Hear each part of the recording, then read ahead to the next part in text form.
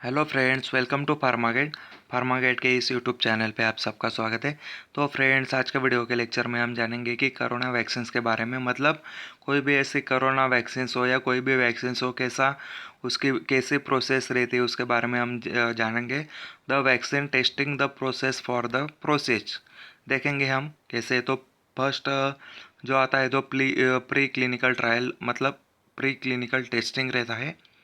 इसमें माइस और मनकी का यूज़ होता है, मतलब scientist are given the vaccine to the animals such as the mice और monkey. That's the procedure the immuno response. मतलब क्या है कि जो फर्स्ट क्लिनिकल ट्रायल रहता है उसके फेस फर्स्ट के पहले जो प्री क्लिनिकल ट्रायल्स रहता है उसमें माइस और मनकी पे ट्रीटमेंट किया जाता है। बाय फर्स्ट फेस फर्स्ट में सेफ्टी ट्रायल लिया जाता है। सेफ्टी ट्रायल जो लेते हैं, बहुत सारे ऐसे पीपल्स रहते हैं। The small number of people that's the use on the example for 10 people. The 10 people are the use the test with a safety dose, as well as there is the confirm that the stimulant the immune system. मतलब क्या है कि बहुत सारे ऐसे come people रहते हैं, उनको ये ड्रग सेफ्टी ट्रायल्स में दिया जाता है। अगर उनका सिस्टम स्टिमुलेट होता है, मतलब फेस फर्स्ट के बाद में, मतलब प्री क्लिनिकल ट्रायल के बाद में फेस फर्स्ट में अगर इम्यूनो सिस्टम डिस्टर्ब होता है, मतलब क्या है कि जो कंपेयर होता है और कौन सी इम्यूनो सिस्टम डिस्टर्ब होती है कौन सी नहीं होती है, उसका सेफ्टी ट्रायल में एक रिकॉर्ड लिया जाता है। बाद में फेस सेकंड में एक्सप्लांटेड ट्रायल रहता है। मतलब ये बहुत सारे ऐसे सच एज तक ग्रुप किए जाते हैं, बहुत सारे ऐसे, मतलब एग्जांपल A, B या C ग्रुप है। अगर ए में 50 लोग है, बी में 50 लोग है, सी में 50 लोग है, तो further there it is the use on the use for the vaccine safety and ability to stimulant immuno system.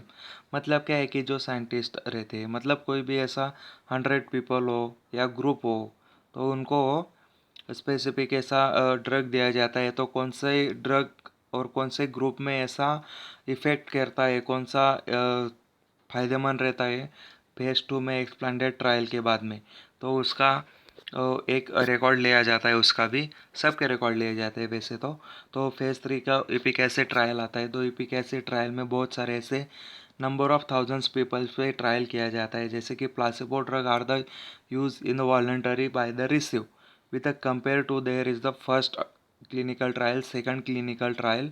मतलब फेज फर्स्ट, फेज सेकंड और फेज थर्ड में जो ट्रायल्स आते हैं, मतलब जो रिकॉर्डेड किए हुए वो बहुत अच्छे तरीके से है या नहीं है, उसी तरह से फेज थर्ड में किया जाता है। अगर सभी ट्रायल सेफ्टी हो गए तो बाद में अपने को अप्रूव मिल जाता है। तो अप्रूव में आता है बहुत सारे ऐसे वेरियस कंट्रीज रहती है। Each countries by the review trial result and decided whether the approve in vaccines और नॉट। मतलब क्या है कि वेरियस क्लिनिकल ट्रायल में, मतलब वेरियस क्लिनिकल ट्रायल लेते हैं और वेरियस कंट्री में उनका रिव्यू जाता है, रिजल्ट जाते हैं और डिसाइडेड करते हैं कि वो वैक्सीन्स अप्रूव होती है या नहीं होती है।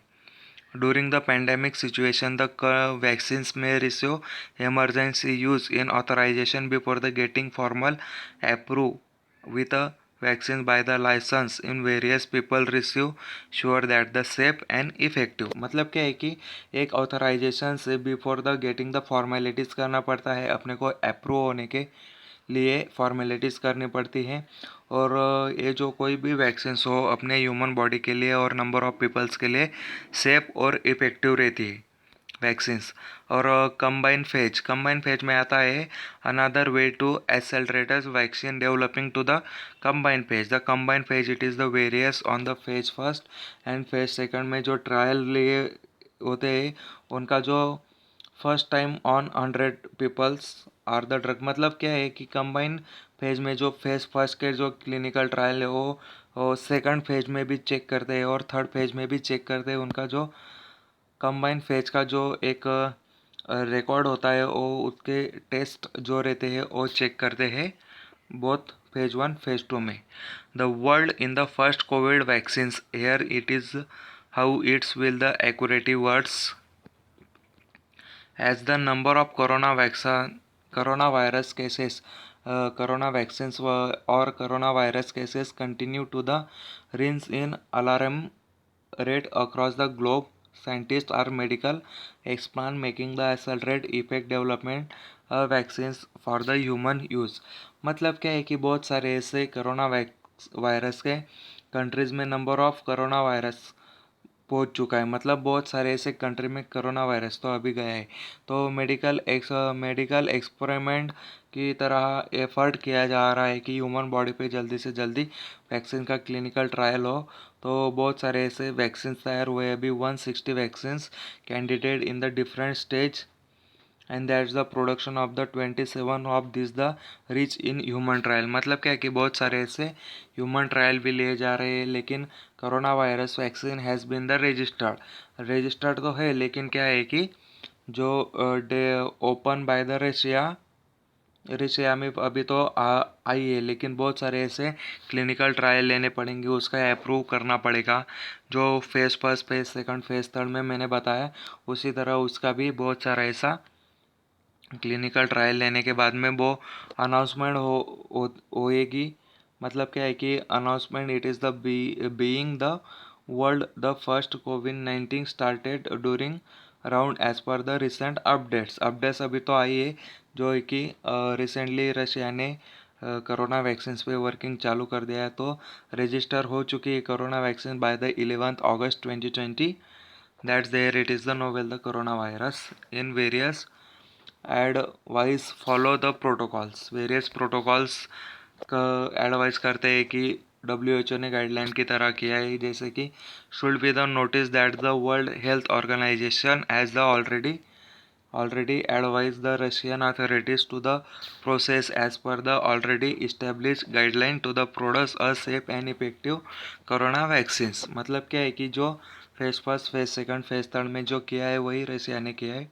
अगर ये आपको वीडियो पसंद आया हो तो प्लीज़ शेयर कीजिएगा, लाइक कीजिएगा, कमेंट कीजिएगा और सब्सक्राइब करना मत भूलिएगा।